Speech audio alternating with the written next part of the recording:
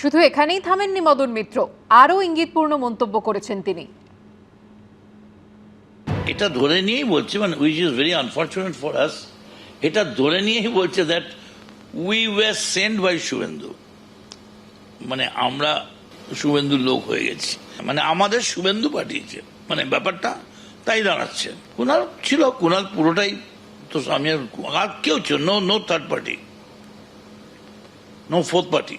তারপরে বলতে লাগলো যে পেন্ডিং মামলাগুলো তুলে দিক, আমার জামিনটা অপোজ করছে, এটা ছেড়ে দিক। আপনি এবং কুণাল ঘোষ যে প্রস্তাব দিয়েছিলেন সেই প্রস্তাব শুনে উনি তো মানেননি, মানলে মানেননি নয়, আমাদের বলেছেন কথা বলে জানাবে।